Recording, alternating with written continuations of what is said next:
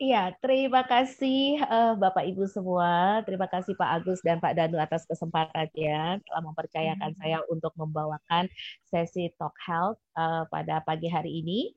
Jadi saya akan membawakan terkait dengan the power of mindfulness. Jadi saat ini kita semua sama-sama berada dalam situasi yang memang tidak mudah dan tidak menguntungkan mungkin untuk banyak orang juga karena mereka pasti terganggu keteraturannya dari sebelum pandemi COVID. Nah, tentu saja secara fisik dan psikis ini bisa saja berpengaruh pada masing-masing individu. Nah, bagaimana kita tetap menjaga kondisi fisik kita yang sehat, tentu tidak boleh lepas dari kita juga perlu menjaga kondisi kesehatan mental kita pun harus tetap prima, harus tetap bagus menghadapi situasi pandemik ini. Nah, banyak mungkin teman-teman yang pernah mendengar the power of positive mindset. Nah, itu juga mungkin sesuatu yang saya bisa kasih insight bahwa penting banget buat kita itu selalu memiliki pemikiran yang positif. Tetapi biasanya individu mampu untuk berpikir secara positif ketika dia punya mindful itu adalah good gitu. Nah, jadi kan penting sekali untuk kita mengenali kondisi dari diri kita sendiri. Saat ini juga saya mengetahui juga termasuk saya pribadi gitu ya, ada perubahan jam kerja gitu dari tadinya work from office menjadi work from home. Kemudian sekarang juga sudah mulai ada pembagian shift bahwa kapasitas terbatas. Jadi ada yang datangnya hari Senin, Selasa, terus kemudian yang lain Rabu dan Kamis seperti itu karena roda perekonomian itu harus jalan. Nah, tentu saja itu tidak mudah gitu ya, apalagi saat ini pun data menunjukkan banyak sekali kondisi-kondisi psikis yang dialami oleh individu dan juga terjadi peningkatan permasalahan dalam hal psikis yaitu naiknya jumlah individu yang menyampaikan bahwa dia mengalami stres. Nah, stres ini sesuatu yang tidak baik, Bapak Ibu semua sudah mengetahui ketika kita stres, pasti sistem imun kita tuh akan turun. Dan ketika sistem imun kita turun, patogen yang ada di lingkungan, virus, bakteri, dan apapun itu akan mudah masuk ke dalam tubuh kita. Dan itu akan membuat kita mudah sekali terserang sakit penyakit. Jadi di sini saya mengambil porsi adalah bagaimana agar kondisi psikis kita tetap terjaga dengan baik. Dengan tadi, kita akan bicara about the power of mindfulness. Baik, terima kasih. Mohon izin untuk screen share materi saya. Silakan Pak Kris dibantu. Terima kasih.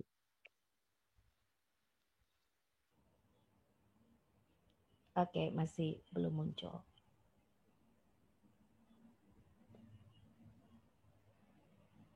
Kalau bisa dibantu Bu Wi untuk screen-nya.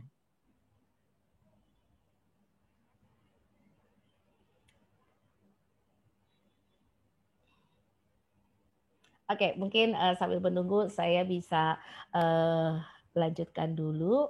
Oke, baik, sudah muncul. Terima kasih. Baik, ini adalah judul yang akan saya bawakan pada pagi hari ini, The Power of Mindfulness. Ketika Bapak Ibu mendengar kata mindfulness, mungkin saya agak sedikit jedakan, mindfulness itu adalah dua hal yang berbeda. Kalau kita tanpa ness-nya, mindful aja, bisa saja kita itu mungkin terbersit adalah, pikiran kita tuh penuh banget dengan A, B, C, D, E, F, sampai dengan Z. Tapi ketika kita bicara mindfulness, kita bicara adalah tidak penuh gitu A sampai Z. Tetapi kita bicara adalah fokus pada situasi kondisi saat ini gitu. Sehingga membuat kita lebih mampu untuk membuat sebuah keputusan dengan baik.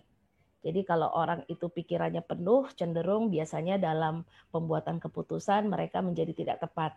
Tapi ketika seseorang membuat keputusan dalam kondisi mindfulness, keputusan itu adalah sebetulnya adalah keputusan yang terbaik yang bisa dia lakukan karena dalam keadaan sadar sepenuhnya pada saat membuat keputusan dengan melihat gitu ya, mempertimbangkan kondisi aktual dari yang bersangkutan. Mungkin itu sekilas dulu intro dari saya. Next slide please. Nah, so mindfulness, wherever you are, be there totally. Jadi kadang banyak dari kita seolah-olah mengatakan, iya saya berada di dalam tempat ini, saya sedang mengikuti webinar ini, tetapi pertanyaannya, apakah betul Anda secara total berada di sini? Apakah betul Anda menyadari keberadaan Anda saat ini di dalam webinar? menyadari kondisi fisik Anda, psikis Anda, pikiran Anda gitu, atau memang hanya keberadaan secara fisikal gitu di dalam screen time kita pada pagi hari ini. Nah, ini menjadi menarik gitu. Ketika kita juga melihat gitu ya situasi saat ini, kita sudah berada di kondisi saat ini atau kita berangan-angan ke depan gitu kan ya. Misalnya contohnya aduh kayaknya nih ke depan nanti saya, nah itu akan membuat Anda merasa punya gap antara kondisi saat ini dan masa depan sehingga takutnya nanti akan overthinking gitu kan ya. Nah, atau misalnya Anda balik lagi ke masa lalu gitu ya, tidak being present like now. Jadi Anda mikirin kondisi-kondisi masa lalu, tentu itu akan bisa saja menimbulkan kecemasan gitu ya. Jadi sebetulnya bicara mindfulness adalah bagaimana kita menempatkan diri kita di kondisi saat ini apa adanya seperti itu. Tidak di masa lalu, tidak kita berpikir terlalu jauh ke masa depan. Nah, next slide please. Nah, jadi saya mengutip dari salah satu tokoh yang luar biasa, Jon Kabat-Zinn. Dia bilang, mindfulness means paying attention in a particular way, on purpose, in the present moment, and non-judgmentally. Bisa di bahasa Indonesia kan menjadi, mindfulness itu sebetulnya kemampuan dasar manusia loh, untuk hadir sepenuhnya. Menyadari di mana kita berada, apa yang sedang kita lakukan, serta tidak overreactive dengan apa yang terjadi di sekitar kita, gitu ya. Jadi kadang-kadang kita sulit nih untuk bisa mindfulness karena kita cenderung mungkin impulsif gitu ya. Ketika kita melihat suatu stimulus tertentu, kita langsung kayaknya bereaksi terlalu cepat gitu loh, tanpa memikirkan misalnya sejenak deh. Sebenarnya kita ini sedang apa sih gitu. Sebenarnya kondisi dari kita saat itu tuh sedang ada di mana sih gitu. Dan apa yang sebenarnya pada saat itu sedang kita lakukan. Nah, kebanyakan tidak seperti itu.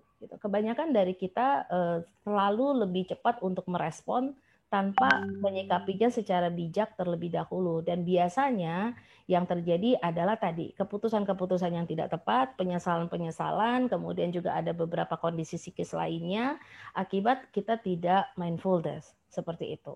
Nah, nanti kita akan jelaskan lebih lanjut. Oke, next slide please.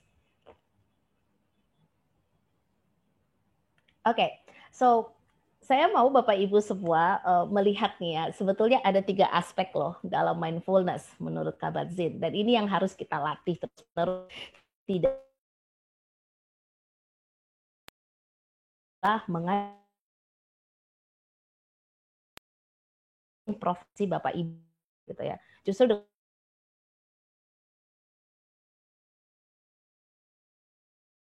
itu akan membantu Bapak Ibu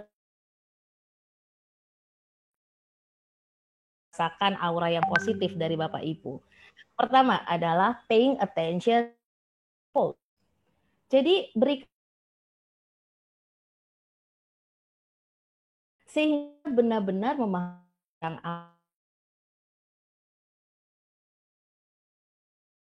apa yang terjadi di sekitar kita, mencoba untuk memahami kondisi lain atau situasi di lingkungan kita. Nah, misalnya sebagai contoh, saya kaitkan misalnya dengan kondisi saat ini.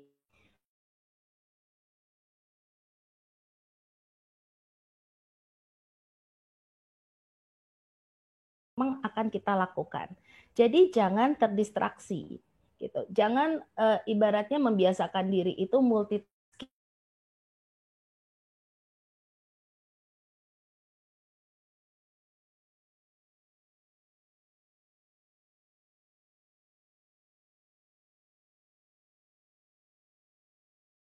Dual differences. Tidak semua orang mampu melakukan itu. Nah, kadang-kadang juga multitasking gitu ya pada orang-orang yang memang katakanlah tidak capable untuk itu, mereka justru mengeluhkan mereka menjadi stres gitu. Mereka menjadi tidak produktif, mengerjakan semuanya sekaligus dalam satu waktu. Nah, ketika kita mampu untuk berfokus gitu ya pada satu hal, terus kemudian kita pahami yang akan kita kerjakan ini apa sih? Kemudian kita pahami juga gitu ya, yang kita miliki itu source-nya seperti apa sih gitu. Terus habis itu kemudian yang ada di lingkungan kita saat ini atau lingkungan saya saat ini seperti apa sih situasinya gitu ya. Dan orang-orang yang ada di sekitar saya ini seperti apa, itu adalah kita mencoba paying attention on purpose. Jadi kita tidak jumping kepada langsung future atau kita kembali kepada masa lalu, tidak, tetapi pada saat ini dulu gitu. Nah, kebanyakan dari kita mungkin tidak seperti itu. Kita justru mungkin lebih banyak memikirkan orang-orang yang which is nggak ada di sekitar kita gitu loh. Nah, atau kita memikirkan orang-orang yang mungkin sangat jauh gitu ya di sekitar kita. Nah, itu akan bikin tadi gitu ya, kita mungkin bisa saja mengalami kecemasan dan apa yang harus kita lakukan saat ini tuh menjadi tidak fokus. Jadi kita sempitkan dulu gitu dengan apa yang memang ada saat ini di sekitar kita. Yang kedua, paying attention in the present moment. Memberikan perhatian dan kesadaran kita sepenuhnya pada masa sekarang atau saat ini. Sehingga pikiran kita tidak terjebak di masa lalu, ataupun kita overthinking about the future. Kenapa? Bukan berarti tidak boleh bicara about future, tapi some people gitu loh, thinking about future itu too far away gitu. Katakanlah kita tidak ngambil jangka yang mungkin setahun ke depan, tapi dia sudah mikirin 10 tahun ke depan, 15 tahun ke depan. Nah, itu akhirnya ya memaksa otak itu untuk bekerja keras, tapi kadang-kadang itu belum tentu prediksinya adalah demikian. Akhirnya kita bisa saja menimbulkan kecemasan, kekhawatiran, nah, dan kondisi-kondisi lainnya. Jadi, cobalah untuk memang lebih banyak melihat kondisi saat ini. Kalau kita mau bikin prediksi, mungkin kita bikin adalah pakai termin. Mungkin 3 bulan ke depan, what will happen? Gitu. Nah, mungkin berhenti aja dulu di situ. Di 3 bulan ke depannya kita pikirkan lagi mungkin untuk 3 bulan ke depannya. Dan seterusnya. Kenapa? Karena kita juga lihat bahwa dunia ini berubah. Gitu. Setiap hari pasti ada perubahan. Jadi kita diajari untuk yang fokus for today or tomorrow gitu. The day after tomorrow, kita akan coba pikirkan besoknya, tidak pada saat ini. Maksud saya seperti itu. Jadi kita juga harus bantu memanage diri kita bagaimana kita berpikir. And terakhir, aspek ketiga adalah non-judgmentally. Kadang-kadang kita langsung cenderung mudah banget gitu loh, easy untuk bikin judgment tertentu gitu ya.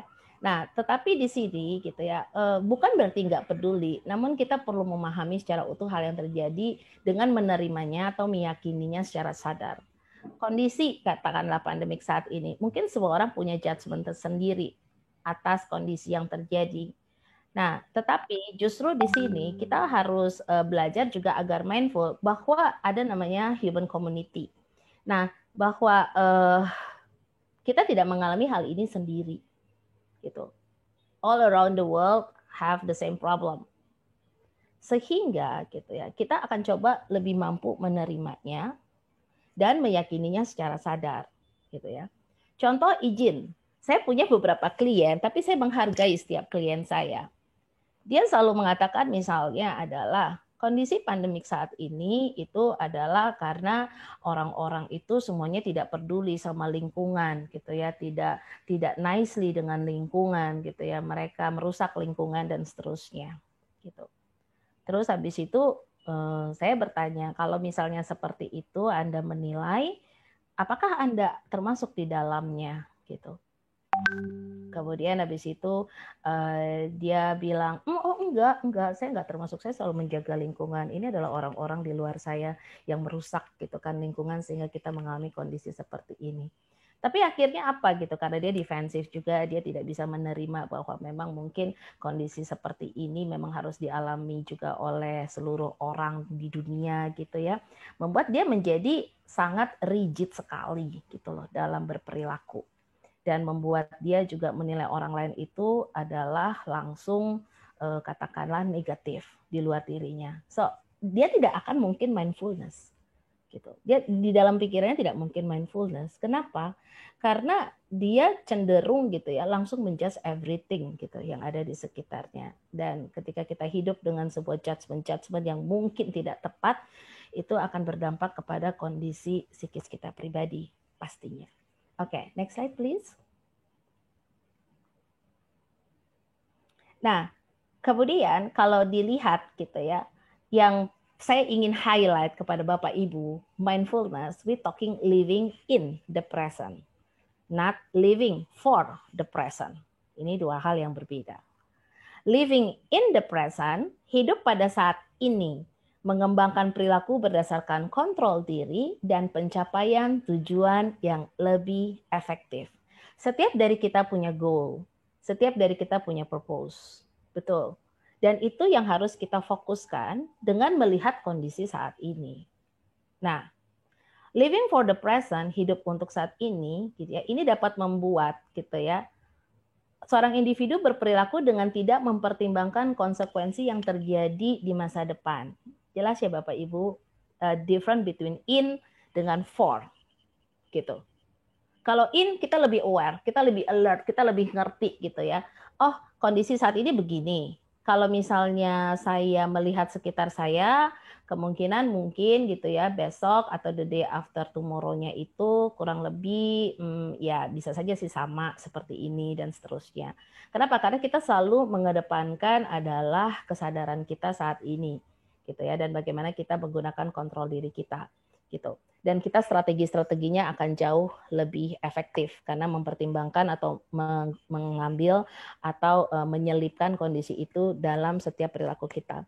Tapi kalau misalnya kita hidup saat ini untuk masa depan gitu ya, biasanya tadi jumping-jumpingnya itu kepada masa depan itu kadang-kadang kalau tidak dilakukan secara tepat gitu ya, justru kita tidak peka banget terhadap konsekuensi yang bisa saja terjadi. Nah, in the present kita memikirkan konsekuensinya. Kenapa? Karena kita sejenak dulu, kita tidak impulsif, kita coba tenang dulu, kita coba memikirkan dulu gitu. Nah, kalau for the present, udahlah nanti lihat aja seperti apa, gimana-gimananya. Nah, takutnya pada saat konsekuensi itu adalah tidak bisa diterima dengan baik atau tidak bisa diatasi dengan baik gitu ya, itu yang bisa saja kembali lagi berdampak pada kondisi psikis seseorang. Oke, next slide please. Nah, seperti yang tadi saya sudah sampaikan, jadi dua kunci untuk yang katakanlah membuat kita ya mindfulness adalah awareness and acceptance. Dua ini penting banget. Kesadaran atau awareness adalah pengetahuan dan kemampuan untuk memusatkan perhatian pada proses dan pengalaman batin individu. Pengalaman saat ini. Yuk, sekarang kalau saya ajak Bapak Ibu semua screening kondisi fisik Bapak Ibu, gitu ya, screening aja gitu. Kira-kira Bapak Ibu bisa mengenali nggak sih seperti apa misalnya kondisi mata Bapak Ibu, kondisi pendengaran Bapak Ibu, kondisi penciuman Bapak Ibu, kondisi pengecapan Bapak Ibu, kondisi dari peraba Bapak Ibu. Kira-kira Bapak Ibu alert nggak nih saat ini dengan panca indera atau senses Bapak Ibu? Yuk kita mulai ya. Sekarang saya mau ngajak Bapak Ibu sedikit masuk kepada praktikalnya terkait dengan ini nih, awareness dulu deh. Misalnya saya ngambil satu bagian kecil aja dari senses, gitu ya. Sekarang coba Bapak Ibu gunakan penglihatan Bapak Ibu. Bapak Ibu bisa sebutkan dalam hati atau tuliskan 5 hal yang Bapak Ibu lihat di sekitar Bapak Ibu. Apa saja? Kita gunakan indera penglihatan Bapak Ibu buat melihat. Sudah, mungkin Bapak Ibu lihat apa di depan Bapak Ibu? Mungkin tembok, atau ada lihat jam, atau ada lihat kursi, atau ada lihat meja, atau ada lihat lampu. Great. Berarti dengan kata lain, penglihatan Bapak Ibu berfungsi dengan baik gitu. Nah, sekarang saya minta Bapak Ibu coba untuk ngecek indera peraba. Coba yuk Bapak Ibu cari ya 4 hal yang bisa Bapak Ibu raba dan rasakan, coba rasakan gitu ya, teksturnya itu seperti apa gitu. Misalnya contohnya, gampang deh, saya ada pillows di sini, coba kita rasakan. Ini teksturnya seperti apa? Jadi put our awareness to feel it gitu. Oke, ini kok kayaknya ada yang muncul ya gitu, agak lembut tapi ya ada juga bagian yang agak kasar. Nah, mungkin paling simpel lagi itu adalah pipi dari Bapak Ibu. Bisa juga, oke, ini halus gitu misalnya contoh. Atau pakaian yang Bapak Ibu gunakan gitu, kenakan, mungkin Bapak Ibu bisa sentuh, oh ya ini fabriknya, bahan pakaiannya seperti apa. Nah, itu 4 gitu. Bisa saja meja yang saat ini Bapak Ibu gunakan bisa disentuh permukaannya, Bapak Ibu merasakan apa? Nah, tadi 5 penglihatan. Kemudian 4 terkait dengan apa yang bisa dipegang, dirasa, diraba gitu ya. Sekarang coba temukan 3 yang bisa Bapak Ibu dengar gitu. Ya, indera pendengaran. Apa sih coba? Kita coba aja dulu sejenak hening dan coba dengarkan. Kira-kira di sekitar Bapak Ibu tuh Bapak Ibu bisa mendengar apa? Kalau kita coba hening sejenak, jangan-jangan katakanlah detik-detik dari jarum jam itu bisa terdengar oleh Bapak Ibu. Kalau di ruangan itu ada jam, dinding misalnya. Atau misalnya Bapak Ibu bisa mendengar suara saya. Oke, fine. Tapi kira-kira bisa dengar apa lagi gitu. Mungkin ada orang yang sedang berbicara atau suara TV, kita coba kenali gitu. Ya.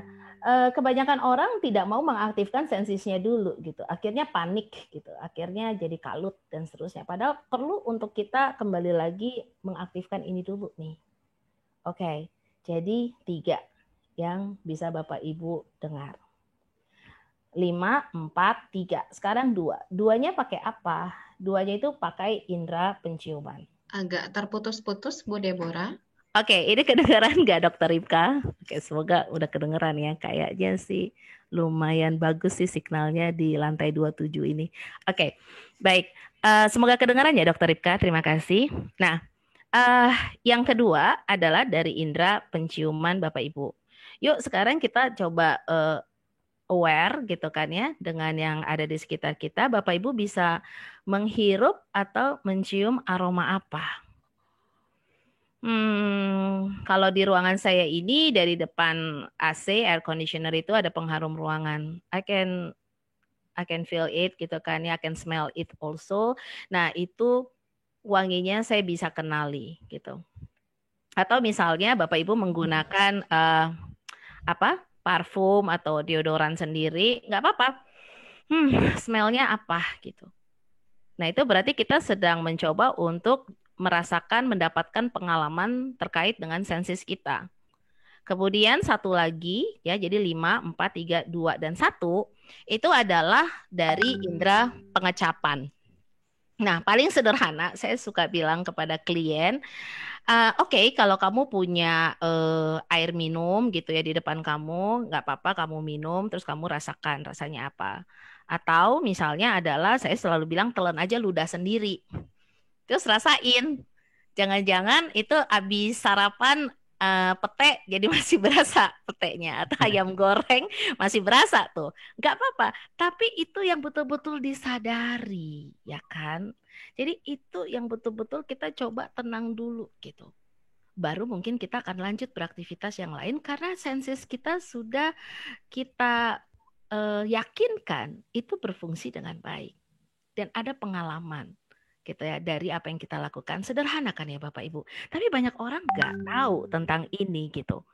Dan ini juga bisa dilakukan pada saat Bapak Ibu panik misalnya. Ini nggak makan 10 menit atau 15 menit gitu. Even only 5 minutes, kita bisa kembali lagi untuk menenangkan diri kita dengan senses gitu. Nah, key point yang kedua adalah acceptance. Jadi penerimaan atau acceptance ini adalah kemampuan untuk mengamati dan menerima, bukan menilai atau menghindari aliran pemikiran tersebut. Gitu ya. Tadi kan non-judgmentally. Gitu. Jadi kita coba untuk mengamati gitu. Kita juga mencoba untuk melakukan observasi dan kita coba untuk memikirkan itu dan kita coba untuk menerima gitu. Dan bicara soal menerima memang bukan perkara mudah ya Bapak Ibu. Nah, tetapi kalau kita mau sejenak melihatnya secara jernih gitu ya. Nah, mungkin itu juga bisa membantu kita untuk bisa menerima situasi dan kondisi saat ini. Seperti itu. Oke, next slide please, Mas Kris, thank you. Nah, sekarang poinnya nih, the benefit of mindfulness. Oke, next slide please.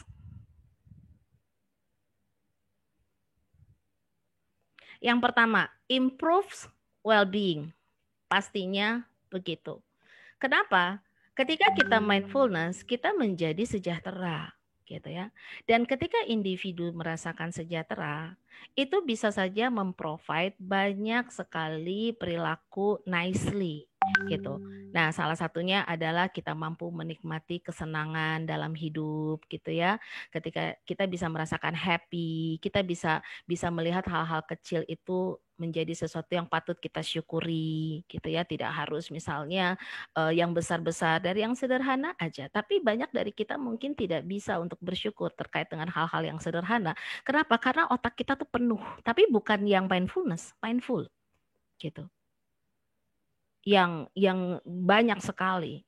Sehingga kadang-kadang kita melalui hari itu tanpa merasakan bahagia. Itu sangat sedih loh Pak, Ibu. Ketika seseorang merasa tidak bahagia dalam satu hari gitu. Tapi kalau dia mau coba untuk mindfulness dan dia mau coba untuk yang katakanlah awareness, acceptance, walaupun banyak kesusahan di hari itu, tapi dia mampu bersyukur untuk hari itu. Nah, itu yang menjadi juga goal sebetulnya dari masing-masing kita. Nah, kemudian habis itu juga kalau kita mindfulness, ya kita akan fully engage. Why? Karena kita berada pada kondisi saat ini. Kalau meeting ya kita kondisi saat meeting, kita tidak mikirkan apa yang terjadi di kemudian hari atau terjadi di masa lalu gitu ya. Kita kondisikan kita sedang di ruang meeting misalnya, saya kenali rekan-rekan meeting saya fokus kepada materi meeting saya coba menempatkan diri saya di situasi saat ini, saya tidak mengembangkan begitu banyak hal dalam pikiran saya, tapi saya coba memikirkan apa yang memang diagendakan. Nah, itu akan sangat membantu banget gitu. We will engage in activities. Dan juga yang pastinya adalah ketika kita mindfulness, sebenarnya kita dimampukan juga sih untuk menghadapi tantangan-tantangan ataupun kesusahan. That's the benefitnya.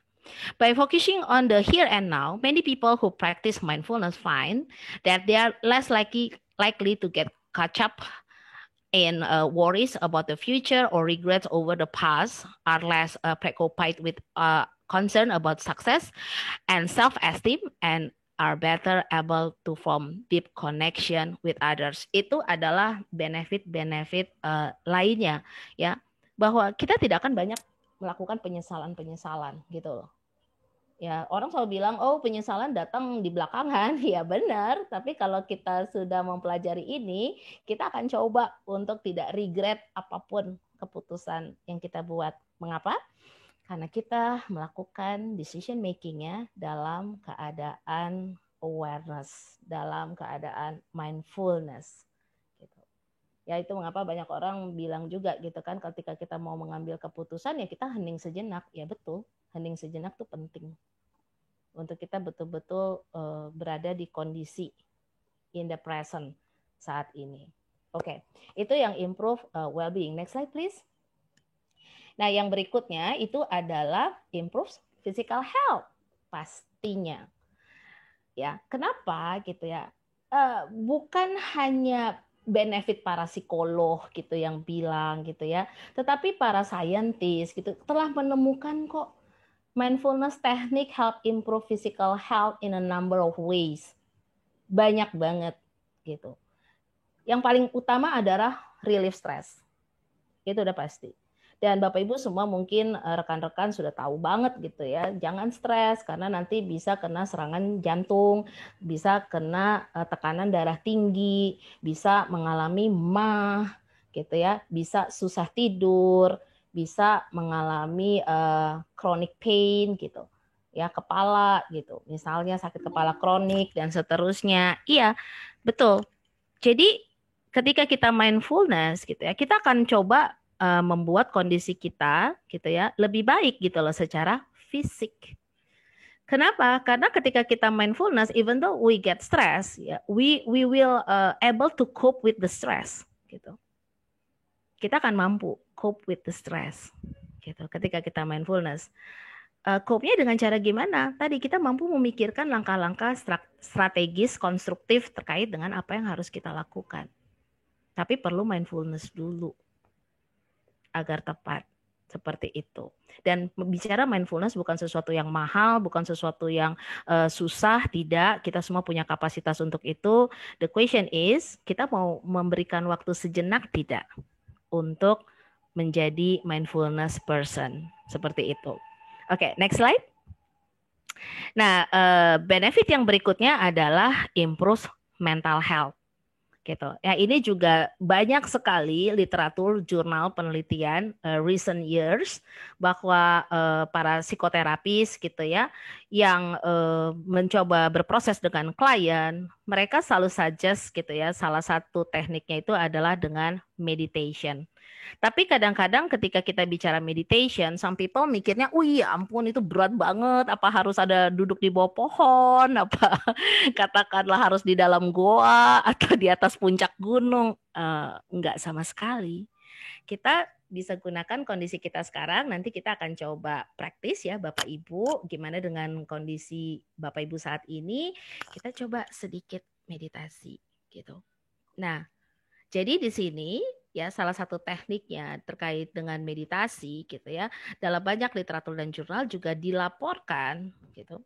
Nah, itu bisa membantu ya pasien-pasien dengan depresi, pasien-pasien dengan substance abuse, kemudian eating disorder, kemudian misalnya pasangan yang berkonflik, anxiety disorder, dan juga obsessive compulsive disorder. Ini bisa membantu mereka ya mengurangi simptom-simptom tersebut gitu. Kenapa? Karena meditasi juga mengajak mereka untuk mindfulness gitu, untuk mengenali juga kondisi di dalam diri mereka dan membantu mereka mengenali source yang mereka punya gitu. Protective factor yang mereka punya dalam diri mereka dan mereka bisa mengenali katakanlah protective factor di luar diri mereka sehingga bisa mengantisipasi risk factor yang mungkin bisa terjadi pada mereka. Nah, ini ada 3 benefit yang memang luar biasa banget gitu ya ketika seseorang mau gitu ya mencoba untuk mindfulness seperti itu. Next slide.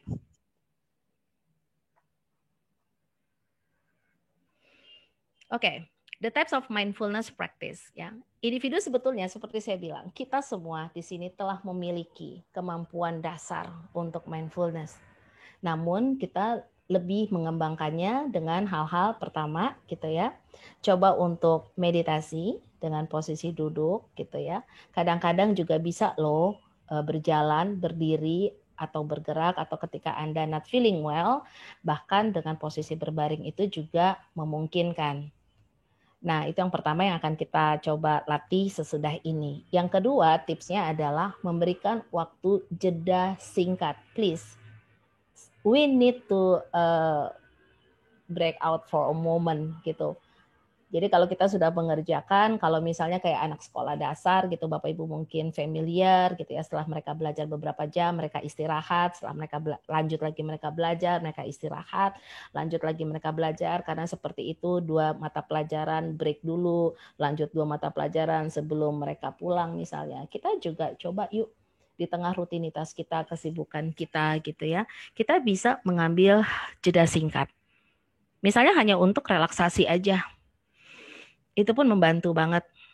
Atau sekedar untuk rilis emotion dengan free writing sebentar gitu. Bapak Ibu mungkin punya notes apa-apa, mungkin free writing sedikit, what I feel since morning until now gitu kan ya. Bisa saja itu berarti rilis emosi gitu kan ya. Jadi kita juga bisa selalu dalam kondisi stabil untuk sesi-sesi aktivitas kita selanjutnya. Dan regulasi emosi kita pun tetap terkendali gitu. Jadi kita juga mampu hidup harmonis dengan orang lain gitu ya.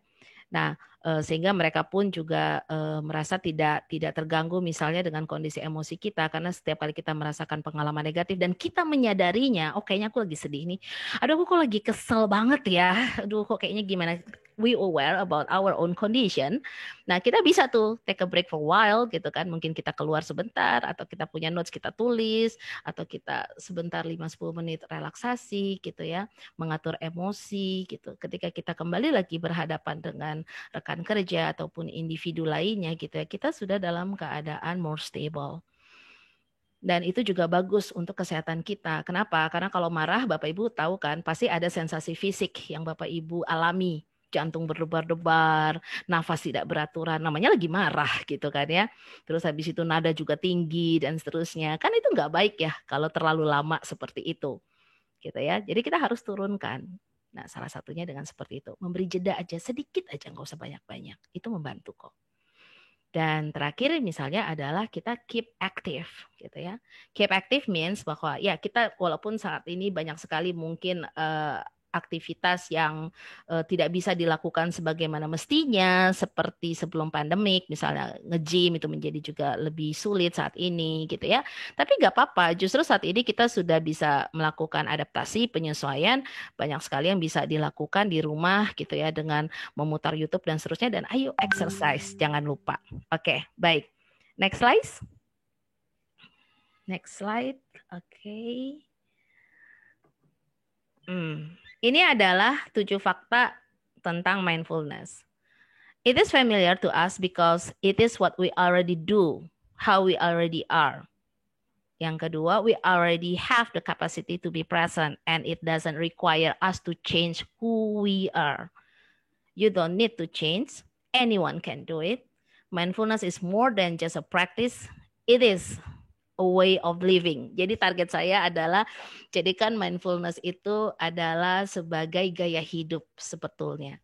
Gitu ya. Bukan hanya latihan-latihan, tapi kalau bisa sudah menjadi habit, kebiasaan gitu di era yang sangat dinamis saat ini gitu. Agar kita mampu menghadapi begitu banyak tantangan-tantangan di depan.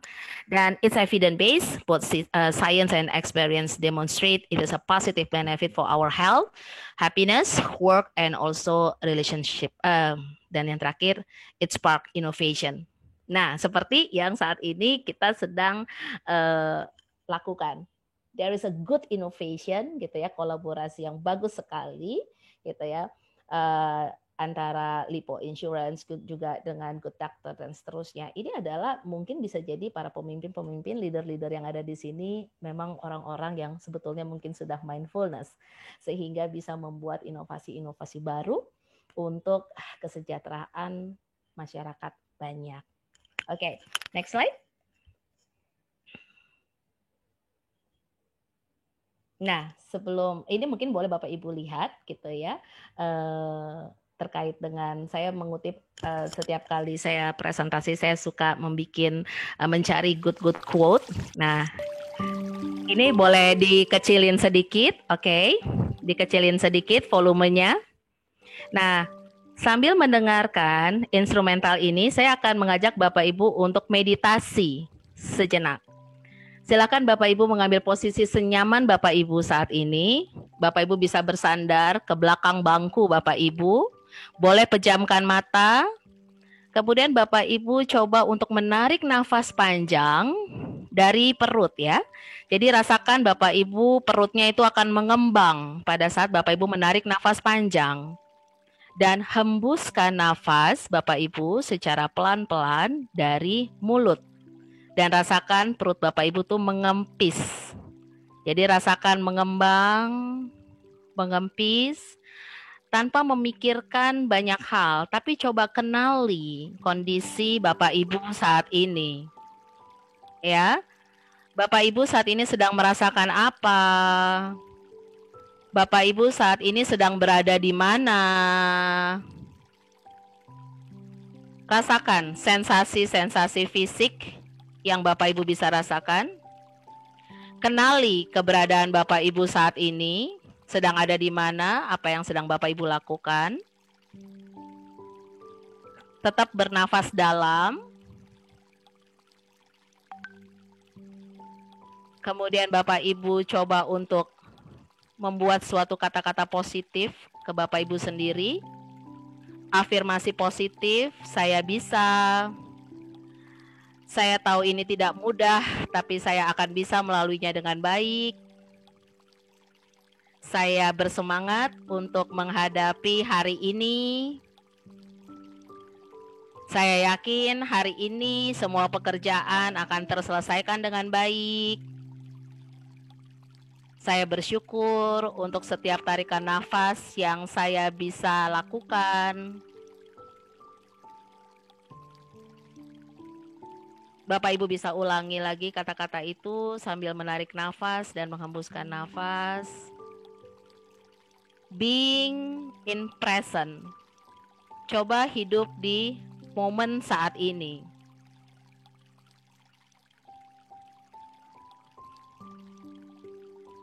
Bisa dilakukan berulang-ulang. Tarik nafas panjang, hembuskan.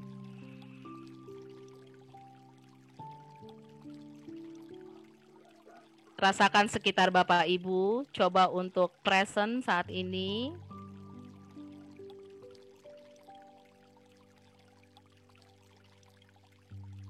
Dan ketika Bapak Ibu siap, kita akan membuka mata dan kita akan kembali ke dalam sesi webinar ini dengan keadaan jauh lebih tenang, jauh lebih rileks, pikiran juga jernih, untuk bisa memikirkan hal-hal yang harus dilakukan pada hari ini.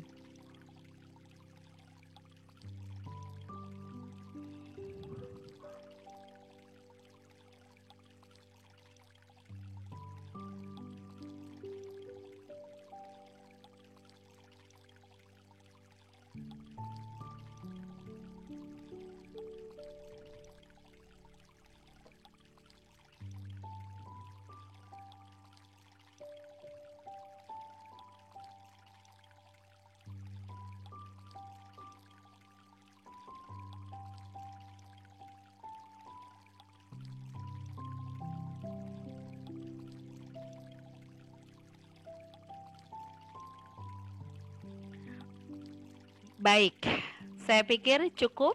Bapak Ibu bisa kembali ke kondisi saat ini. Oke, nah semoga sedikit tadi kita coba untuk praktekkan. Kita mencoba untuk hening, kita coba untuk being in present saat ini. Kemudian habis itu kita coba mengenali, kita coba screening our senses, keberadaan kita saat ini sedang berada di mana, aktivitas yang sedang kita lakukan saat ini sedang apa. Itu adalah inti dari mindfulness gitu. Sehingga pikiran kita tidak jumping terlalu jauh kemana-mana atau bahkan kita berada atau terokupasi pada kondisi di masa lalu. Nah, Bapak Ibu, seperti yang saya kutip di sini dari Jon Kabat-Zinn, the best way to capture moment is to pay attention. This is how we cultivate mindfulness. Jadi we need to pay attention pada kondisi saat ini. Many people are alive but don't touch the miracle of being alive. Nah, dari Thich Nhat Hanh ini menyentuh sekali. Kenapa? Yes, kita masih diberikan kehidupan. Tetapi sangat disayangkan jika kita tidak bisa merasakan gitu keajaiban-keajaiban setiap harinya dalam hidup kita. Jadi kalau kita coba untuk mindfulness, bahkan gitu ya, ketika kita bisa melihat mungkin ada binatang gitu lewat ya, mungkin semut ya, atau mungkin ada burung gereja. Biasanya kalau di kantor saya itu suka hinggap-hinggap gitu. Kalau kita lagi mindfulness dan kita melihat, kita bisa saja mengucapkan sesuatu hal yang great gitu ya, bahkan burung-burung itu pun terlihatnya ceria banget ya gitu, dan mereka looks happy gitu. Nah itu aja juga sudah memberikan suatu perasaan positif gitu, karena kita pay attention juga dengan apa yang terjadi pada saat itu, misalnya di jendela kita hinggap burung gereja misalnya. Nah itu yang perlu kita selalu lakukan in our daily activity gitu, jadi menyeimbangkan antara psikis, fisik, target, tujuan dari pekerjaan kita agar harmoni dan kita menjadi individu yang bahagia. Itu yang menjadi target dan goalnya. Baik Bapak Ibu, terima kasih. Itu dari saya. Terima kasih atas perhatian dari Bapak Ibu. Dan waktu yang Bapak Ibu sudah berikan, saya kembalikan ke Mas Kris. Terima kasih. Terima kasih Bu Deborah, luar biasa sekali. Saya sampai, badan kayaknya enteng gitu habis tadi sesi meditasi singkat kita. Iya, terima kasih. Saya ikutan loh Pak Kris. Oh iya. Saya teman nyender di kursi, tarik nafas gitu kan pelan-pelan gitu, menikmati. Iya betul. Jadi kayaknya latihan-latihan seperti ini kayak perlu ya gitu. Cuman ya problemnya ini jadi kadang-kadang suka bablas tidur malah takutnya. Perlu di set musiknya pakai soalnya. timer. Iya, betul. Wow. Mungkin kita udah ada beberapa pertanyaan masuk ya, Dokter Ripka ya. Mungkin nanti Betul. kita akan banyakan, tapi jangan lupa buat teman-teman sama rekan-rekan yang mau bertanya, ada hadiah menariknya nanti yang akan kita kirimkan gitu. Jadi Ya, kalau bisa sih nanyanya spesial dari jangan, Good Doctor. ya nanyanya jangan eh, tanpa nama, tapi biar kita bisa kirim sesuai dengan email yang sudah didaftarkan pada saat register. Itu Ya, intinya sih itu sih. betul. Ya, Mungkin kita oke. langsung ke pertanyaannya. Mungkin Bu Deborah ini nyamannya berapa pertanyaan dulu atau gitu? Udah beberapa Terserah. lumayan yang masuk nih. Oke, Saya akan mungkin berikan 2 pertanyaan dulu ya. 2 Pak pertanyaan Kris, dulu. boleh saya kasih sedikit Boleh? informasi ya, rekan-rekan, Boleh. bahwa di sisi diskusi ini akan kita jawab sesuai dengan materi terkait yang benefit asuransinya apabila ada pertanyaan atau secara teknis untuk aplikasi, nanti bisa menghubungi corporate relation kita atau marketing gitu. Nanti akan dijelaskan lebih rinci lagi. Oke, silakan Pak Kris. Oke, pertanyaan pertama dari Ibu Maria Natalia ya. Jadi sejak Maret pandemi mulai itu dia hidup sendiri, tidak banyak interaksi keluar, terlihat tenang, dari luar kelihatan tenang tanpa masalah, namun setelah 8 bulan tensinya naik terus nih. Wah. Sebelumnya tensinya normal dan gelisah. Apakah ada kesendirian atau memang karena yang bersangkutan masih ketakutan untuk interaksi keluar. Jadi kira-kira ada saran apa nih Bu Deborah buat kondisi-kondisi kayak gini? Kayak gini banyak banget ya dialami oleh kita semua di sini ya gara-gara pandemi inilah. Iya, terima kasih atas pertanyaan yang luar biasa, bagus banget, Mas Kris. Buat Ibu, saya bisa memahami gitu ya, bahwa memang setiap orang itu punya kekhawatiran dan kecemasan tersendiri, karena bisa jadi keteraturan juga berubah gitu ya, kemudian aktivitas berubah, dan banyak hal yang memang juga berubah. Dan yes, ini bisa saja memberikan dampak-dampak tersendiri. Apalagi kalau misalnya Ibu termasuk juga individu yang aktif gitu, berarti terkait dengan relasi bersama orang lain pun menjadi terbatas gitu. Saya bisa memahami ini. Nah, tentu saja ketika kita merasakan sendiri atau kita merasa lonely karena biasanya mungkin banyak orang. Jadi loneliness dengan alone itu adalah dua hal yang berbeda. Jadi kalau misalnya loneliness itu lebih kepada pendapat subjektif dari individu. Sedangkan being alone itu adalah objektif. Kayak kita di kamar mandi, ya kita alone. Tapi nggak loneliness gitu kan ya. Nah, jadi kalau misalnya ini yang Ibu rasakan dan memang ada kesulitan juga gitu ya terkait dengan pandemi COVID, maka ada beberapa saran. Pertama, yuk Bu, Ibu coba kenali lagi apa yang menjadi minat Ibu. Dan Ibu bisa berproses di situ. Apalagi saat ini juga banyak yang mungkin minatnya tidak nanam-nanam seperti Dokter Ripka, hidroponik gitu ya. Tapi kita mau coba deh, kayaknya orang banyak melakukan itu ya. Bisa saja Ibu akan merasakan enjoy dengan that activity. Nah, padahal sebelumnya nggak kepikiran. Tapi kayaknya banyak yang melakukan itu. Jadi nanti makan katakanlah bayam sendiri, gitu, kangkung sendiri, gitu ya, dan seterusnya. Dan bisa dipot-pot, tidak perlu lahan yang terlalu luas, boleh. Nah, jadi temukan apa yang menjadi minat Ibu dan berproses di situ. Yang kedua adalah, ketika kita merasa teman-teman kita juga tipikalnya sama, mereka jadi juga nggak berinteraksi karena mereka punya urusannya sendiri. Baik, sekarang bagaimana cara kita merilis emosi kita? Gitu ya. Maka memang yang paling simple, sederhana adalah melakukan free writing. Free writing di situ itu adalah Ibu bisa menuliskan di dalam buku apapun yang memang ingin Ibu tuliskan. Karena itu berarti rilis emosi. Nah, kemudian yang ketiga gitu ya. Baik, kalau misalnya itu kurang terekspresikan, banyak saat ini pun beberapa klien saya itu senang banget menulis blog.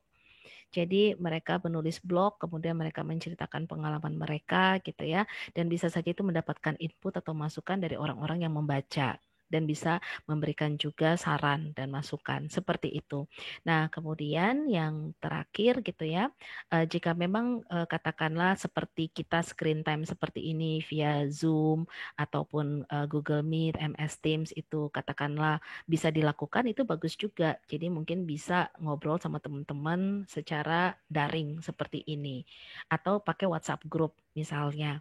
Nah, kemudian saya tambahin satu lagi agar tekanan darah Ibu itu kembali normal, penuhi hari-hari Ibu dengan humor. Nah, jadi bisa download tayangan-tayangan humoris. Kayak Mr. Bean mungkin atau tayangan-tayangan humor lainnya. Karena ketika ibu tertawa dan tersenyum, saya yakin itu akan reduce many things gitu loh, menjadi kembali lebih normal. Jadi put your best smile gitu ya, coba tertawa gitu, dan lihat, rasakan perubahannya. Mungkin itu yang saya bisa sampaikan. Mungkin buat Bapak Ibu lainnya bisa mencoba ya, mengisi dengan humor seperti itu. Membantu banget. Luar biasa. Terima kasih. Jadi ada pertanyaan berikutnya nih dari Ibu Luhur Prihatiningrum. Kayaknya kurang lebih sama cara rilis stres yang efektif. Jadi mungkin tadi temukan minat dan berproses. Terus ada nulis ya, Bu Deborah. Betul. Dan juga itu tadi humor. Waduh, emang kalau ketawa di sini agak mahal ke zaman sekarang. Kadang mengeluarkan hormon bahagia ketawa itu. Betul, jadi itu bisa bikin kita tuh menjadi sebetulnya lebih santai dan rileks, karena juga otot-otot wajah kan semua juga terstimulasi ya. Nah, ketika kita tertawa, tapi tertawanya jangan jaim ya Mas Kris, tertawa lepas aja kan gitu. Oke. Tapi di zaman sekarang ini kalau kita tertawanya terlalu happy, malah yang di depan kita agak takut kalau nggak pakai masker ya Bu. Ya, tetap harus pakai masker gitu kan. Tapi yang paling bagus, karena kemarin saya juga ikut di workshop, beliau bilang gini, ya oke lah kita kalau foto sekarang pakai masker, nggak kelihatan senyum, tetapi itu bisa terpancar adalah dari area jidat, dahi kita dan juga mata ketika kita tertawa lepas. Jadi itu pun juga memberikan aura positif buat orang lain walaupun di belakang masker, seperti itu. Ya, betul. Oke. Pertanyaan ketiga nih Pak Kris. Nah ini biasanya pertanyaan dari yang fresh graduate, kemudian atau setahun 2 tahun kerja gitu ya. Saya nantinya mau jadi apa, jabatan saya nanti posisinya mau apa gitu. Nah ini bagus ya untuk anak-anak muda yang memang betul-betul mengejar karir. Nah oke, pertanyaannya adalah pagi Bu, izin bertanya mengenai masa depan. Terkait pemikiran mengenai masa depan itu baiknya seperti apa ya Bu, agar tidak membuat terlalu cemas dan tidak overthinking katanya Bu. Berarti dia sudah menetapkan target-targetnya. Ini keren banget. Dear milenial di luar sana gitu ya. Saya tahu mungkin Anda semua saat ini memikirkan, saya ingin menjadi apa ya nanti, saya harus apa dan bagaimana. Baik, agar tidak overthinking, agar tidak cemas gitu. Kembali lagi dalam hal mindfulness, kita lihat nih, treat diri kita. Oke? Kenali dulu potensi kamu. Itu satu. Itu bagian dari awareness bukan? Potensi kamu apa? Kemudian kapasitas kamu itu, atau katakanlah resource dari diri kamu itu apa saja sih dari dalam diri kamu secara internal. Kenali dulu deh. Kadang-kadang ini tidak terpikirkan. Jadi seolah-olah kita bingung apa yang harus kita lakukan. Ketika kita mengenali sumber-sumber dalam diri kita coba kenali sumber-sumber dari luar kita. Misalnya contohnya saat ini saya sedang berada di company yang seperti apa. Kenali dulu company-nya. Kemudian coba lihat dulu gitu ya, katakanlah prospek yang ada di dalam company-nya. Nah, kemudian seperti kata pepatah juga gitu ya, bahwa segala sesuatu itu memang harus dirintis. Jadi, gitu ya, berangkatlah dengan merintis dengan jejak-jejak kecil dulu.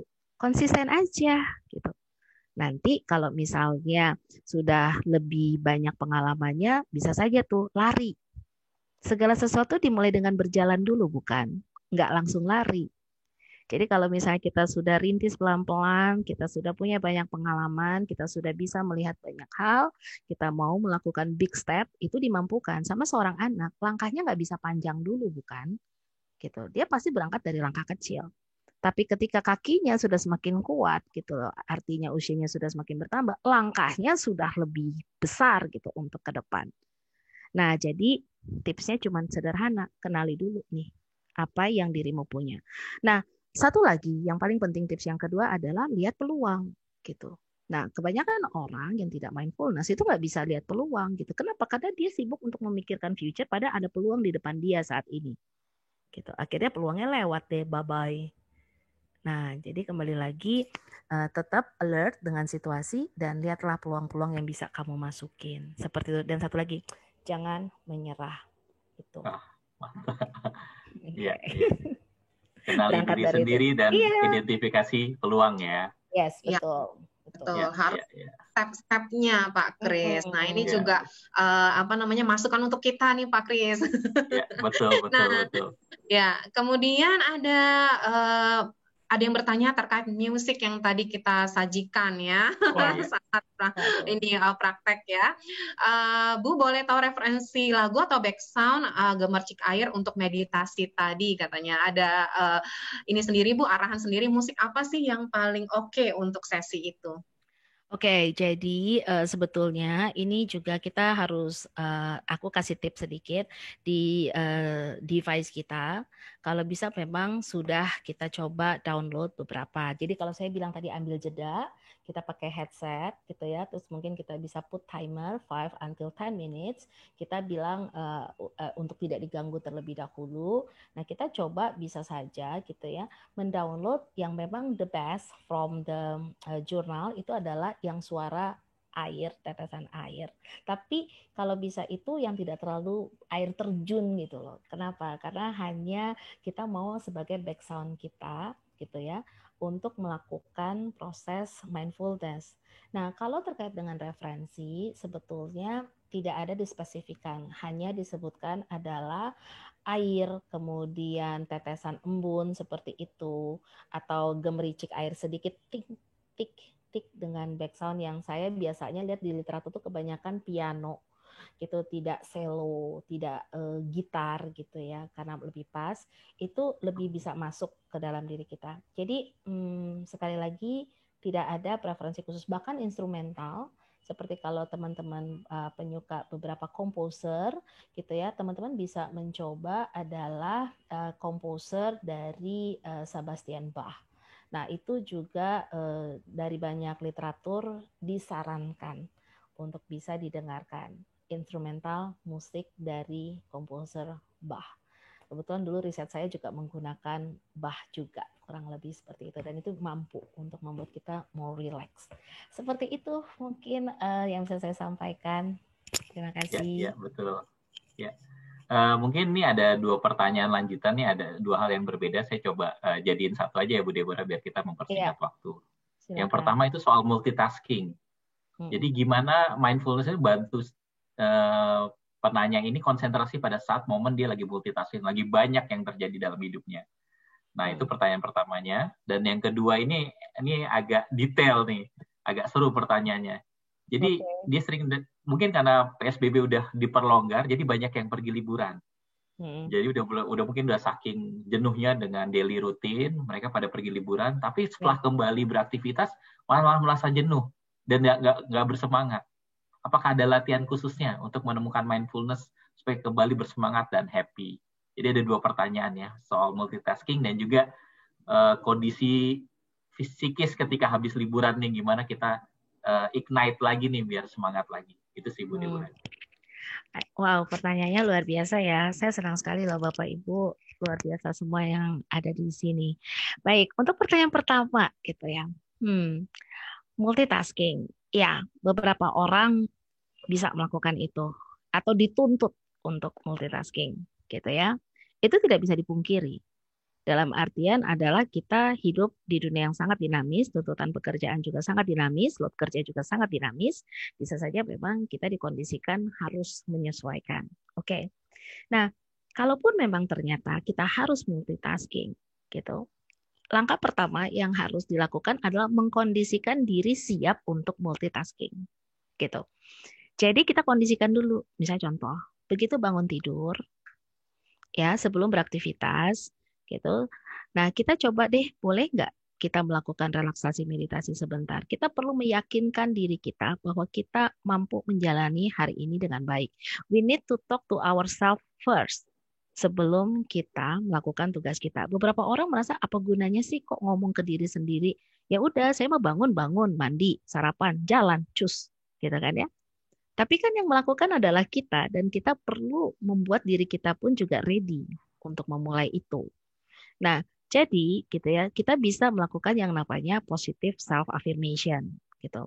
Nah, kita mengatakan hal-hal yang tadi saya coba pandu ke Bapak Ibu, sesuatu yang baik terkait dengan diri sendiri. Contoh, katakan ke diri sendiri, saya mampu untuk menyelesaikan berbagai macam tugas pada hari ini.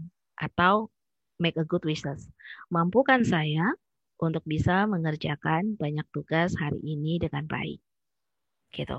Nah, itu akan membuat gitu ya, inner self kita itu pun juga kooperatif dengan kita. Gitu loh, bahwa kita lagi meminta nih. Jadi berarti kan semua anggota tubuh lagi berusaha mensupport gitu diri kita, mata, pendengaran gitu kan ya, bicara, penciuman, pokoknya harus mensupport. Kita akan melakukan multitasking dari tugas A, tugas B, tugas C ke A, ke B, ke C, semuanya itu harus selalu dipantau atau selalu dilakukan dalam waktu yang sama. Nah, the best-nya adalah please kembali lagi izinkan diri untuk membuat jeda. Walaupun hanya minimalis 3 minutes. Gitu. Walaupun hanya minimalis 3 menit. Itu boleh dijeda sebentar untuk hanya menarik nafas dan menghembuskan nafas sejenak. Kemudian mengatakan, oke, aku sudah 1/4 jalan. Oke, masih banyak lagi nih sampai nanti sore. Ya nggak apa-apa. Tapi kita juga memotivasi diri sendiri. Kita memberi ruang untuk sejenak gitu ya. Oksigen juga bisa lebih banyak masuk gitu loh. Karena kalau orang kekurangan oksigen itu pikirannya kemana-mana gitu loh. Jadi kita perlu juga memastikan kadar oksigen itu di otak kita itu juga adalah baik dengan kita kasih jeda gitu kan. Kita tarik nafas, hembuskan nafas, teratur. Nah, kita baru masuk lagi. Jadi menurut saya itu tidak akan mengganggu load kerja. Nah, ketika kita memberikan jeda seperti itu. Jadi latihannya, before you start the day, make a good wishes for yourself dengan positive self affirmation bisa, relaksasi bisa, and then harus mindfulness untuk setiap sebelum bekerja. Contoh gini, mindfulness shower. Pernah dengar nggak Bapak Ibu mindfulness shower? Jadi pada saat mandi pun kita coba mindfulness, kita merasakan yang namanya air itu jatuh di atas kepala kita ke kulit kita gitu. Dan kita bisa bersyukur di situ. Mindfulness dressing. Jadi dalam artian kita tahu yang kita pakai dan seterusnya. Mindfulness eating. Pada saat kita sarapan, kita pastikan kita mindfulness dulu, jangan mikirin kerjaan dulu. Mindfulness aja eating dulu. Oh, yang saya makan apa sih? Sandwich. Oh, ini tekstur sandwichnya kayak gimana sih? Diperhatikan. Gitu kan, dinikmati. Oh, rasanya kayak gimana sih? Udah. Itu akan bikin kita happy. Gitu. Dan itu yang dibilang hidup di saat ini gitu. In present gitu. Nah, baru nanti ketika nyetir ya mindfulness driving dulu deh. Jadi dalam artian jangan kemana-mana, nanti takutnya kecelakaan lagi. Nah, udah fokus di situ sampai di kerja, di ruang kantor, di kubikel atau apapun, coba relax dulu sebentar, 5 menit aja, gitu ya. Nah, tadi positive self affirmation jalan, buka laptop, buka agenda, start the day. Jadi kan sebetulnya banyak hal yang bisa membantu agar multitaskingnya itu pun juga bisa termanage dengan baik. Seperti itu buat teman-teman yang memang pekerjaannya very multitasking. Ya, nah mungkin itu secara psikisnya saya masukin di situ. Jadi Anda konsentrasi, atensinya pun tetap terjaga. Kalau jenuh banget jangan dipaksa lagi dulu. Tadi 3 menit aja, take a break for a moment. Lakukan and back again to activity. Seperti itu. Baik, mungkin itu. Dan yang kedua, iya, saya juga butuh liburan. Karena kayaknya kita semua butuh liburan. Betul. Tetapi mungkin begini, liburan itu menjadi sesuatu yang saat ini sangat precious gitu. Untuk bisa liburan. Tentu dengan protokol kesehatan, semoga kita semua tetap aware di situ gitu ya. Nah, ketika liburan tentu kan kita rilis semuanya. Happy banget gitu kan ya. Tapi kenapa balik ke rumah malah gitu ya. Kok liburannya ya ditinggal liburan di sana aja gitu loh, tidak kita bring gitu loh di kondisi saat ini. Jadinya kita tidak bersemangat lagi. Terus teman nanya, kan udah liburan, kenapa nggak bersemangat? Kan udah pergi jalan-jalan, kok masih jenuh? Ups, krik gitu kan ya. Nah, aku aja belum liburan, tapi tetap ceria-ceria aja mungkin kayak gitu. Kamu udah liburan, tapi kamu nggak ceria. Oke. Nah, saya tahu penyebabnya. Kenapa gitu ya? Karena kita bisa saja blocking lagi gitu loh. Jadi seharusnya mental blocking itu berbahaya ya Bapak Ibu. Jadi kalau misalnya kita sudah liburan itu, good moments-nya itu yang harus dipelihara. Itu yang harus katakanlah dikondisikan selalu ada gitu loh bersama kita di kondisi saat ini, good moments-nya. Jadi pada saat gitu ya, kita kembali beraktivitas, sebetulnya katakanlah good moments itu yang menjadi penyemangat kita. Wah, kemarin itu seru ya, gini-gini. Aku harus semangat lagi dulu nih, ngerjain semua dulu. Nanti kita lihat, aku pasti akan balik lagi liburan ke sana. So, we'll keep on the track. Dan kita juga tetap merasa happy. Kenapa? Karena bisa saja kita merencanakan gitu kan ya. Setelah semuanya, walaupun mungkin nanti akan ada perubahan, tapi good moments itu membantu kita. Nah, kalau itu tidak membantu juga, bagaimana? Oke. Saat ini sepanjang yang saya tahu gitu ya, dari bulan Februari sampai dengan sekarang, dari based on practical saya gitu ya di ruang praktek, akhirnya banyak orang yang bilang saya selalu men-switch everything di rumah saya. Jadi itu juga ternyata membantu dia, dan saya share aja ke Bapak Ibu. Jadi ciptakanlah suasana-suasana baru gitu kan setiap harinya. Misalnya contoh aja yang paling sederhana. Tadinya nggak ada nih tanaman di depan meja saya. Tiba-tiba saya minta gitu, boleh nggak ada tanaman hias di meja saya yang hijau-hijau gitu. Terus habis itu dibeliin. Jangan kaktus ya, saya bilang gitu, jangan kaktus, jenis yang lain gitu, taruh aja kecil gitu. Nah, itu ternyata membantu saya. Kenapa? Ternyata secara psikologi itu ada loh penelitian yang menyebut kalau kita lihat yang hijau-hijau, kita bersemangat. Nah, apalagi di sini ada sesuatu yang nature gitu, ya. Atau yuk kalau misalnya boleh ada ini ikan hias. Ambil aja gitu ya satu botol gitu kan, wadah, nggak usah gede-gede, nggak usah bagus-bagus gitu kan, beli ikan hias, dikasih batu-batu dikit, terus ada bunganya dikit, taruh aja di depan. Itu akan membantu kita ketika kita lelah, ke sini, seger liatin ikannya lagi jalan-jalan segala macam. Kita cukup, kita lanjut lagi dengan aktivitas kita atau merubah cara kita duduk atau apa gitu kan. Nah, itu juga bisa membantu. Jadi memang kita harus fleksibel, kita harus coba untuk punya inovatif agar secara psikis pun kita menjadi lebih bersemangat. Salah satunya tadi gitu ya, sesuatu yang hijau gitu. Nah, Anda bisa coba gitu kan ya, dan itu sepertinya juga tidak masalah kalau ada di kubikel Anda gitu. Bahkan Anda juga punya keteraturan akhirnya ganti airnya, kemudian dan seterusnya udah gitu kan. Nah, itu akan membantu Anda juga. So, be kreatif, be inovatif, itu supaya kita survive di keadaan pandemik seperti ini. Mungkin itu kali ya, Mas Kris, jawaban dari saya. Luar biasa. Penjelasannya sangat Jadi detail ya, Pak liburan. Agus ya. Iya. Jadi pengen liburan. Oke.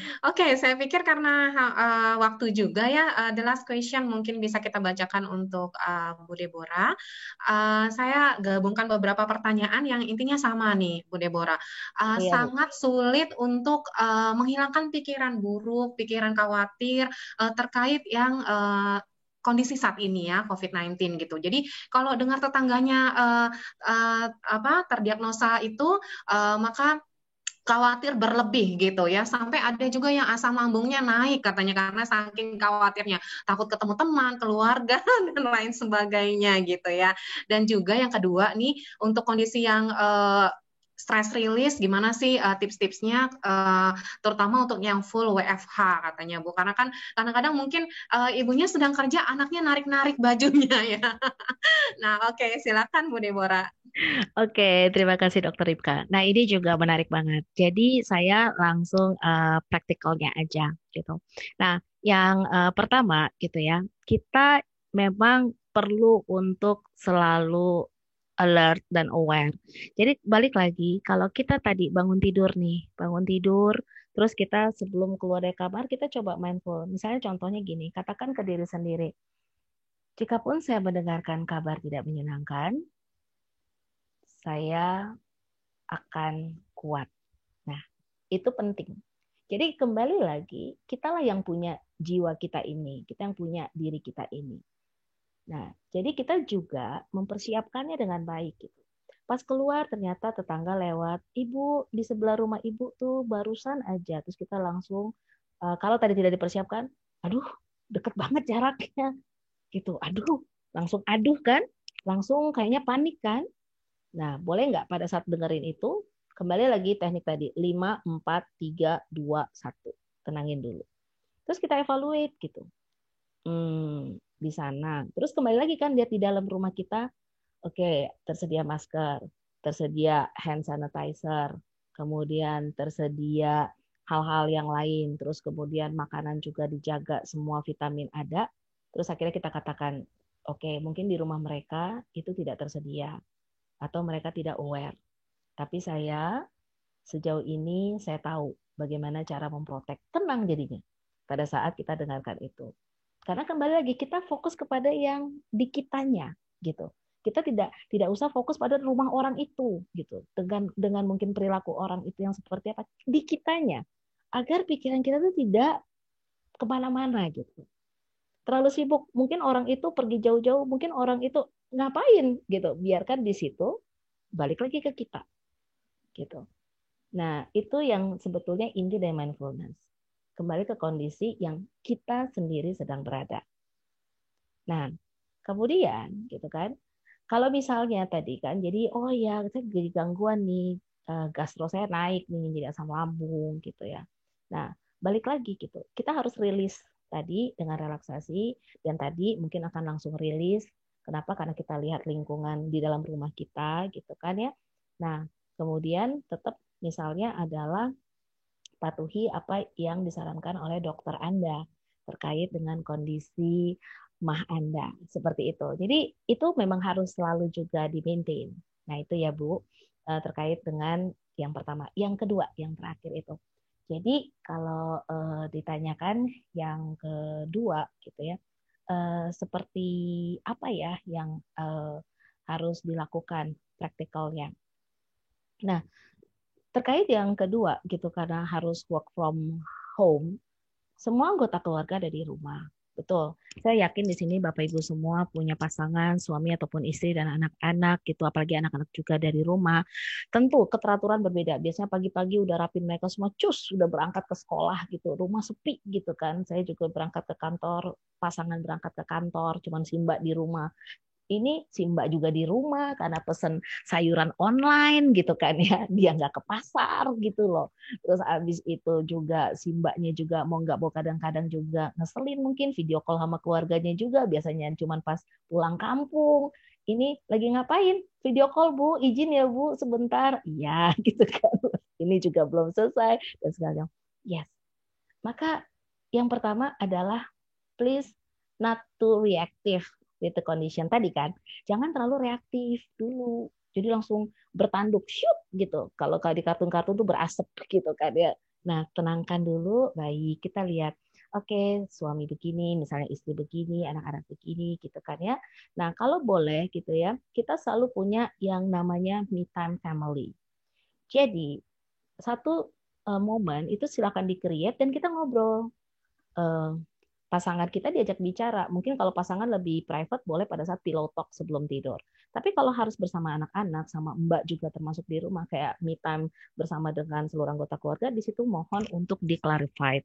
Dalam artian apa yang harus dilakukan, tugas dan tanggung jawab masing-masing. Set boundary gitu, bahwa papa, mama izin 2 jam aja ngerjain kerjaan ini dulu, baru gabung sama kalian. Dan kalian anak-anak sejam 2 jam gitu kan ya, boleh dikerjain dulu tugas-tugasnya. Habis itu baru nanti kita join lagi. Nah, pada beberapa anak di usia SD kelas 6 ke atas, ya itu bisa saja teknik bargaining atau win-win solution itu tercapai. Kenapa? Karena logika berpikir mereka itu sudah mampu untuk memahami situasi kondisi. Yang punya anak di bawah kelas 6 SD, ataupun masih TK, ataupun masih baby, ini memang tantangan banget, very challenging banget. Jadi kalau bisa adalah memang menggiatkan peran significant others di dalam rumah gitu, yang memang bisa membantu kita. Jadi delegasi tugas gitu. Nah itu penting gitu. Di tataran suami istri, kemudian orang yang bantu di rumah, dan di tataran anak-anak bisa dengan pemberian insentif gitu kan, reward.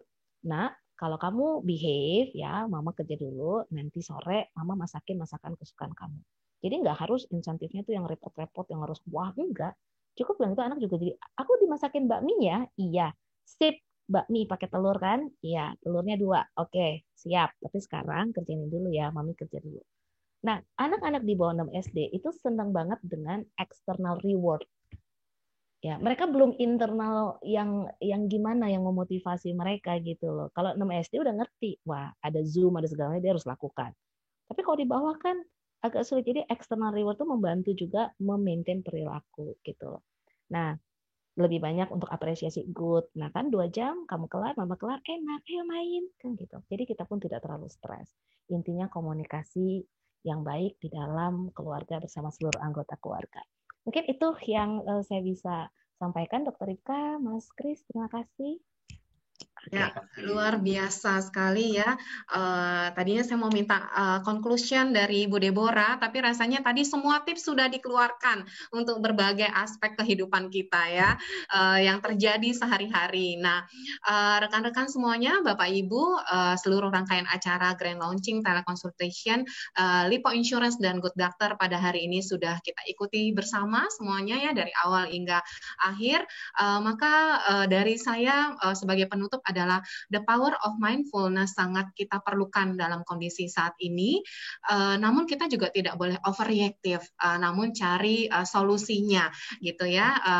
Termasuk salah satunya adalah telekonsultasi dengan Good Doctor ini. Demikian dari saya, Lipo Insurance always protecting your family. Ya, terima kasih Dr. Ika, Bu Deborah atas insight yang luar biasa. Terima kasih juga buat para partisipan nanya, tenang aja yang nanya. Kalau memang kita nggak sempat jawab, kita akan coba nanti lewat email atau media lain untuk menjawab pertanyaannya. Mungkin terakhir kata dari Good Doctor, terima kasih atas kepercayaan dari Lipo Insurance untuk jadi partner dalam pelaksanaan telekonsultasi. Benar kata Bu Deborah, kondisi kita sekarang lagi challenging banget, sedang banyak pikiran-pikiran negatif yang mungkin berakibat ke kondisi fisik kita, ke kesehatan kita. Semoga kerjasama Lipo Insurance dan Good Doctor Teknologi Indonesia itu membantu meringankan beban-beban itu. Jadi sekarang nggak perlu ke dokter, nggak perlu apa, cukup telekonsultasi. Ingat, dari sekarang kita udah bisa buka Grab-nya, pilih menu kesehatan, cari logo iMediTab, langsung konsultasi dengan dokter. Mungkin dari saya cukup sekian. Sekali lagi terima kasih sebanyak-banyaknya. Terima kasih untuk Bu Deborah, Pak Kris, Pak Agus Benjamin, Pak Danu, juga semua rekan yang sudah hadir pada acara hari ini. Ya, terima kasih. Sampai jumpa. Ya. Sampai jumpa. Bye-bye. Terima kasih. Saya izin leave. Terima kasih Dr. Ripka, Mas Kris. Bye-bye.